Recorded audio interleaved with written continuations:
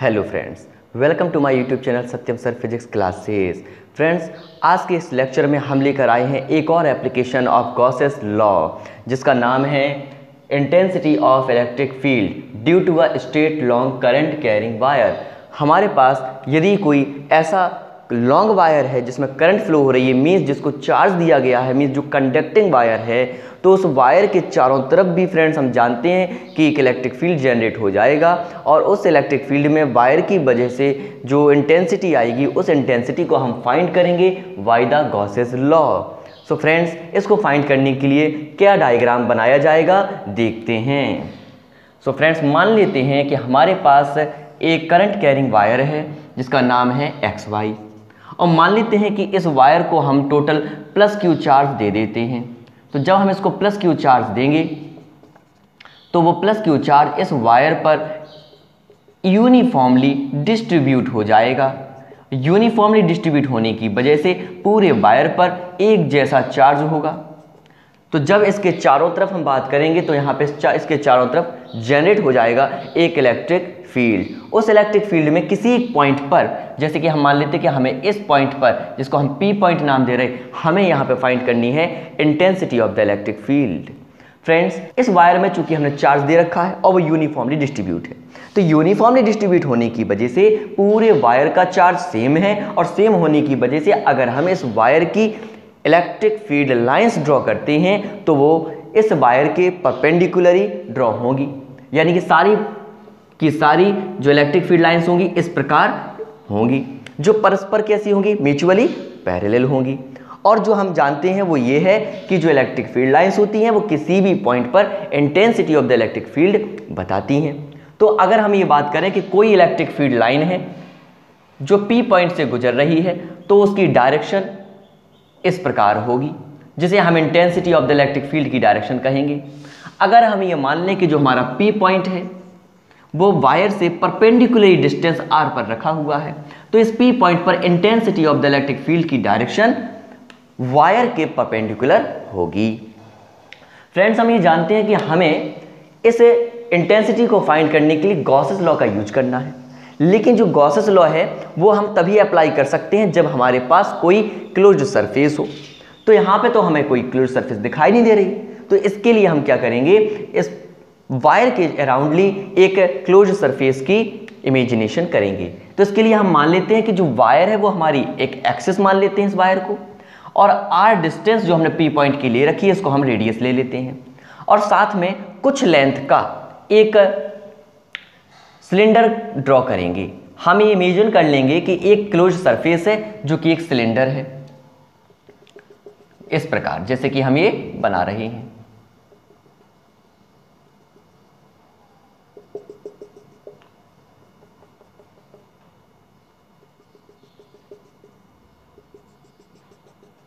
तो हम ये मान लेते हैं कि वायर XY को एक्सिस मान लेते हैं, साथ में रेडियस R मान लेते हैं, और हम ड्रॉ करते हैं एक सिलेंडर की।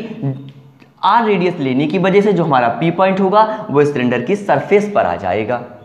फ्रेंड्स, हम ये भी मानकर चलते हैं कि जो हमने ड्रॉ कर रखा है सिलेंडर, इसकी कुछ लेंथ भी है, तो मान लेते हैं इसकी स्मॉल l लेंथ है। फ्रेंड्स, हमें जानते हैं कि कोई भी सिलेंडर की 3 सरफेसेस होती हैं। फर्स्ट सरफेस तो ये होगी हमारी ऊपर की सरफेस, जो कि हमारी एक सर्कुलर सरफेस होगी, इसको हम S1 नाम देंगे।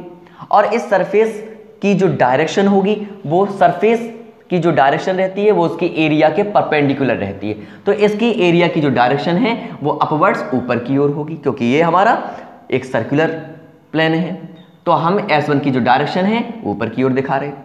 ठीक इसी प्रकार इसकी नीचे भी एक सरफेस होगी, ये भी एक सर्कुलर सरफेस होगी जिसको हम S2 मान लेते हैं, तो इसकी जो डायरेक्शन होगी वो भी सरफेस के परपेंडिकुलर ही होगी, तो इसकी जो डायरेक्शन है वो इस प्रकार होगी और नीचे की ओर होगी। फ्रेंड्स, हम ये जानते हैं कि इसकी जो तीसरी सरफेस है वो इसकी कर्व्ड सरफेस होती है, जो इसकी चारों तरफ होती है। तो इस सरफेस को अगर हम S3 मान लें तो इस सरफेस की डायरेक्शन भी इस सरफेस के परपेंडिकुलर होगी, मींस इस प्रकार होगी। तो हम ये देख सकते हैं कि जो S3 की डायरेक्शन है वो हमारी intensity of the electric field की डायरेक्शन के पैरेलल है। तो फ्रेंड्स अब हम गॉस लॉ का यूज करके इस पॉइंट P पर intensity of the electric field की मैग्नीट्यूड फाइंड करेंगे। सो फ्रेंड्स ये डायग्राम आप एग्जाम में बना के आएंगे और क्या लिखेंगे, late XY is a straight long wire which is given charge plus Q। So friends हम ये मान लेते हैं कि XY हमारा एक वायर है जिसको हमने प्लस Q चार्ज दे दिया है। तो होगा क्या, ये जो प्लस Q चार्ज इस वायर पर यूनिफॉर्मली डिस्ट्रीब्यूट हो जाएगा। तो हम लिखेंगे the charge plus Q is uniformly distributed on wire.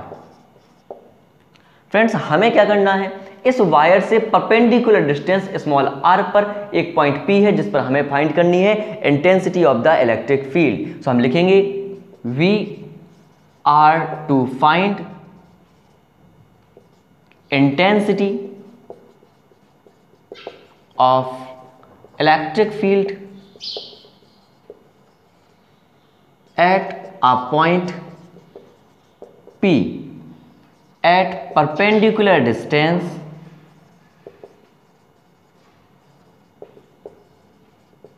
small r from wire। सो फ्रेंड्स इसके लिए हमने क्या मान लिया कि P पॉइंट जो कि वायर से परपेंडिकुलर डिस्टेंस r पर रखा है उस पर हमें इंटेंसिटी फाइंड करनी है। तो इसके लिए हम क्या करेंगे, एक क्लोज सरफेस मींस सिलेंडर की इमेजिनेशन करेंगे। So now we imagine a cylinder of radius small r and length small l with axis xy। सो हम क्या करते हैं, इसके लिए एक ऐसे सिलेंडर की इमेजिनेशन करते हैं जिसकी लेंथ स्मॉल l है और जिसकी रेडियस स्मॉल r है, साथ में जो XY वायर को एक्सिस बनाकर बनाया गया है। फ्रेंड्स हम ये जानते हैं कि हमने इस वायर को जो चार्ज दिया था वो यूनिफॉर्मली डिस्ट्रीब्यूट हुआ है। तो इस वजह से हम इस वायर्स के परपेंडिकुलर r डिस्टेंस पर यदि बात करें तो इसका सरफेस के हर एक पॉइंट पर जब हम इंटेंसिटी फाइंड करेंगे तो हर एक पॉइंट पर जो इंटेंसिटी है वो इस सरफेस के परपेंडिकुलर यानी S3 सरफेस के परपेंडिकुलर रहेगी। लेकिन हम ये देख सकते हैं कि वो S1 और S2 सरफेस के कैसी होगी, पैरेलल होगी। मतलब S1 और S2 की जो डायरेक्शन है उसकी डायरेक्शन और कैपिटल E की डायरेक्शन परपेंडिकुलर होगी, जबकि S3 की डायरेक्शन और कैपिटल E की डायरेक्शन पैरेलल होगी। सो फ्रेंड्स हम लिख सकते हैं there are 3 surfaces of cylinder. Number 1 S1 and S2, दो सरफेस होंगी इसकी S1 और S2 जो कि क्या होंगी, तो ये दोनों हैं 2 सर्कुलर सरफेसेस। और बात करें हम दूसरे पॉइंट में तो इसमें लिखेंगे S3। तो S3 क्या है, ये है कर्व्ड सरफेस। सो हम ये कह सकते हैं कि सिलेंडर की 3 सरफेसेस हैं। फ्रेंड्स हम ये जानते हैं कि जो S1 सरफेस है और S2 सरफेस है ये दोनों की डायरेक्शन कैपिटल E के परपेंडिकुलर है, मींस 90 डिग्री पर है। तो हम लिखेंगे since the direction of S1 and S2 is perpendicular to capital E। So the flux linked with these surfaces is phi1 मानेंगे इसको। फ्रेंड्स हमें जब देख चुके हैं कि S1 S2 दोनों की डायरेक्शन कैपिटल E के परपेंडिकुलर है, तो इन दोनों सरफेस से जो लिंक्ड फ्लक्स होगा तो वह फ्लक्स क्या होगा, उसको हमने φ1 माना। तो हमारा जो फॉर्मूला होता है वो होता है E इंटू ए, जहाँ E होती है इंटेंसिटी और A होती है सरफेस एरिया। तो जो S1 सरफेस है, S1 सरफेस का एरिया हम S1 ही मान लेंगे। साथ में हम बात करेंगे इसके एंगल की। तो फॉर्मूले में होता है E A कॉस एंगल। हम जानते हैं कि जो फाई यानी कि फ्लक्स का फॉर्मूला होता है वो होता है E A कॉस एंगल। तो हम क्या करेंगे, E की वैल्यू यहाँ पे E है, A यानी एरिया की वैल्यू, तो S1 सरफेस का एरिया S1 मान लेते हैं, और थीटा होता है इन दोनों के बीच का एंगल। तो S1 और E के बीच का एंगल है 90 डिग्री, तो यहाँ पे आ जाएगा cos 90 डिग्री। साथ में अगर हम बात करें S2 सरफेस की, तो वो उसी में ऐड करेंगे। तो S2 सरफेस के लिए E ज्यों का त्यों रहेगा, कैपिटल A की वैल्यू S2 ही होगी, और जो एंगल की वैल्यू है तो S2 भी कैपिटल E के परपेंडिकुलर है, मींस 90 डिग्री पर है, तो यहाँ पे भी cos की वैल्यू 90 डिग्री पर होगी। फ्रेंड्स हम ये जानते हैं कि cos 90 की वैल्यू 0 होती है, तो ये वाला स्टेप भी 0 हो जाएगा और ये वाला स्टेप भी 0 होगा, जिससे हमें φ1 की जो वैल्यू है वो मिलेगी 0।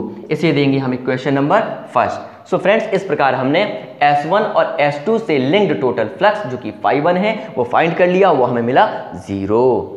सो फ्रेंड्स आगे का डेरिवेशन हम देखेंगे नेक्स्ट सेक्शन के अंदर। सो फ्रेंड्स लास्ट सेक्शन में हमने फाइंड कर लिया था S1 और S2 से लिंक्ड फ्लक्स जो कि हमने माना था φ1 और जिसकी वैल्यू आई थी 0, और हमने दिया था उसे इक्वेशन नंबर फर्स्ट। अब हम क्या करेंगे, जो S3 सरफेस है अब इससे लिंक्ड फ्लक्स फाइंड करेंगे। सो फ्रेंड्स हम जानते हैं since the direction of S3 is parallel to capital E, जो S3 की डायरेक्शन है वो कैपिटल E के पैरेलल है, मींस इनके बीच का जो एंगल है वो 0 डिग्री है। So the flux linked with S3 surface, तो जो S3 सरफेस से लिंक्ड फ्लक्स होगा वो होगा, उसे हम मानेंगे φ2, जिसकी वैल्यू क्या होगी, तो फॉर्मूले के हिसाब से इंटेंसिटी है हमारी E, एरिया हमारा है, तो इस S3 सरफेस का एरिया हम S3 ही मान लेंगे, और cos एंगल, तो यहाँ पे एंगल की वैल्यू है 0 डिग्री, तो जो φ2 की वैल्यू आएगी वो आएगी E इंटू cos 0 की वैल्यू होती है 1, तो आंसर आएगा E इंटू S3। फ्रेंड्स हम ये जानते हैं कि जो S3 है वो कर्व्ड सरफेस है, और किसी भी सिलेंडर जिसकी रेडियस r हो और उसकी लेंथ l हो, तो ऐसे किसी भी सिलेंडर का जो कर्व्ड एरिया सरफेस होता है उसका फॉर्मूला होता है 2πrl। तो हम यहाँ पे लिख सकते हैं since S3 is equal to 2πrl, और इसे देंगे हम इक्वेशन नंबर सेकेंड। फ्रेंड्स हमने अभी तीनों सरफेस से रिलेटेड टोटल फ्लक्स निकाला, तो हम लिख सकते हैं now total flux linked with cylinder. तो सिलेंडर जो हमने बनाया था उस सिलेंडर से लिंक्ड जो टोटल फ्लक्स होगा वो φ यदि मान लिया जाए तो उसकी वैल्यू होगी φ1 प्लस φ2, जहां φ1 क्या है, S1 और S2 का फ्लक्स है, और φ2 S3 का फ्लक्स है। जब तीनों सरफेसेस का फ्लक्स हम ऐड करेंगे तो मिल जाएगा हमें टोटल सिलेंडर का फ्लक्स। तो हम इसकी वैल्यू पुट करेंगे, तो φ1 की वैल्यू है 0, φ2 की वैल्यू है E इंटू 2πrl, सॉल्व करेंगे तो हमें मिलेगा φ is equal to E into 2πrl। इसे देंगे हम equation number third. So friends हमने अपने फॉर्मूले के जरिए इस टोटल जो हमारा क्लोज्ड सरफेस है जो कि सिलेंडर है इससे लिंक टोटल फ्लक्स फाइंड कर लिया है। अब हम गॉस थ्योरम का यूज करेंगे और लिखेंगे नाउ बाय गॉसेस लॉ। जो गॉस लॉ होती है वो हमें कहता है कि किसी भी क्लोज्ड सरफेस से लिंक्ड जो फ्लक्स फाई होता है उसकी वैल्यू होती है 1/ε0 time into entire charge of within surface. हम ये जानते हैं कि गॉसेस लॉ में जो चार्ज होता है वो किसी भी क्लोज्ड सरफेस के अंदर प्रेजेंट होता है, तो हमें यहाँ पे जो टोटल चार्ज लेना है वो लेना है जो सिलेंडर के अंदर हो। अगर हम बात करें क्यू चार्ज की तो ये क्यू चार्ज टोटल वायर पे है, और हमने जो सिलेंडर यहाँ पे ड्रॉ किया था वो टोटल वायर पर ड्रॉ नहीं किया। मतलब हम ये कह सकते हैं कि कुछ चार्ज इस सिलेंडर के बाहर भी है और कुछ चार्ज इसके अंदर, जबकि टोटल चार्ज क्यू होगा। लेकिन अगर हम बात करें केवल इस सिलेंडर के अंदर के चार्ज की विद इन दैट सरफेस तो वो क्यू नहीं होगा। तो वो कितना चार्ज होगा, उस चार्ज को हम कैसे फाइंड करेंगे। तो आप देख सकते हैं कि जितनी लेंथ इस सिलेंडर की है केवल वायर का उतना ही हिस्सा सिलेंडर के अंदर होगा। टोटल वायर पर जो चार्ज है वो है Q। तो इस वायर की यूनिट लेंथ पर क्या चार्ज होगा, तो इसकी जो यूनिट लेंथ पर चार्ज होता है, तो हमने आपको एक लेक्चर कभी सिखाया था जिसका नाम था लीनियर चार्ज डेंसिटी। उस फॉर्मूले में हमने ये बताया था कि किसी भी वायर की यूनिट लेंथ पर जो चार्ज होता है उसे बोला जाता है लीनियर चार्ज डेंसिटी और डिनोट किया जाता है लैम्डा। तो अगर हम ये मान लें कि इस लीनियर वायर पर मींस इस लॉन्ग वायर पर जो लीनियर चार्ज डेंसिटी है वो लैम्डा है, तो इसका मतलब इसकी यूनिट लेंथ पर जो चार्ज होगा वो लैम्डा होगा। अगर इसकी यूनिट लेंथ पर लैम्डा चार्ज है तो इसकी एल लेंथ पर कितना चार्ज होगा ये हम फाइंड कर सकते हैं। हमारा जो सिलेंडर है वो एल लेंथ का है, मींस इस सिलेंडर के अंदर केवल एल लेंथ वायर ही है। तो एल लेंथ वायर पर जो चार्ज होगा वो क्या होगा, तो हम यहाँ पे लिख सकते हैं एप्सिलॉन 0 इनटू, तो यूनिट लेंथ पर चार्ज लैम्डा, तो एल लेंथ पर चार्ज कितना होगा, वो होगा लैम्डा इंटू एल। तो यहाँ पे हमारा आएगा लैम्डा इंटू एल। इसे देंगे हम इक्वेशन नंबर 4। और यहाँ पे हम बताएंगे भी where lambda is equal to linear charge density of wire. यहां पे जो ये लैम्डा है वो इस वायर की लीनियर चार्ज डेंसिटी है, मींस इसकी यूनिट लेंथ का टोटल चार्ज है। तो यूनिट लेंथ पर अगर लैम्डा चार्ज होगा तो इसकी एल लेंथ जो हमने बीच में ले रखी है जो कि हमारे सिलेंडर के अंदर है उस पर total charge lambda into L होगा। सो फ्रेंड्स, हमने गॉस लॉ से भी फ्लक्स को फाइंड कर लिया है। अब हम आगे का डेरिवेशन देखेंगे नेक्स्ट सेक्शन के अंदर। सो फ्रेंड्स, लास्ट सेक्शन में हमने फाइंड कर लिया था flux of this cylinder by the our formula जो कि आया था phi is equal to E into 2πRL, जैसे हमने क्वेश्चन नंबर 3 दिया था। और बाद में हमने फाइंड किया था वही flux related to the this cylinder by the Gauss's law जो कि हमें मिला था phi is equal to 1/ε0 into lambda into L, जहां लैम्डा होती है linear charge density of wire. अब हम क्या करेंगे, इक्वेशन नंबर 3 और 4 की कंपेयरिंग करेंगे। तो लिखेंगे बाय कंपेयरिंग इक्वेशन 3 एंड 4। तो जब हम 3rd और 4th इक्वेशन की कंपेयरिंग करेंगे तो हमें मिलेगा E dot 2πRL is equal to 1/ε0 into lambda L. हमें friends capital E means intensity of the electric field की वैल्यू चाहिए, तो हम कैपिटल E को यहीं रहने देंगे और 2πRL का ट्रांसफर करेंगे। तो किस प्रकार करेंगे, तो 1/ε0 इंटू लैम्डा एल अपॉन, तो यह आ जाएगा नीचे 2πRL। सो फ्रेंड्स, हम देख सकते हैं L से L कैंसिल हो जाएगा और हम यहाँ पे लिख पाएंगे 2πR जो है उसमें से 2π को लिख देंगे ε0 के साथ और यहाँ पे बचेगा लैम्डा अपॉन में बचेगा R। तो ये होगा न्यूटन पर कूलाम और जिसकी डायरेक्शन आपको डायग्राम में दिख रही है जो कि है परपेंडिकुलर टू द वायर। तो हमें फाइंड हो चुका है एक straight long current carrying wire के ड्यू किसी पॉइंट P पर इंटेंसिटी ऑफ इलेक्ट्रिक फील्ड जो कि आया है E is equal to 1/2πε0 into lambda upon R, जिसकी डायरेक्शन है परपेंडिकुलर टू द वायर, यानी वायर के परपेंडिकुलर। सो फ्रेंड्स, हमारा ये लेक्चर यहीं समाप्त होता है और ऐसे ही अच्छे और वीडियोस देखने के लिए हमारे चैनल को सब्सक्राइब करना ना भूलिए और लाइक और शेयर जरूर कीजिए।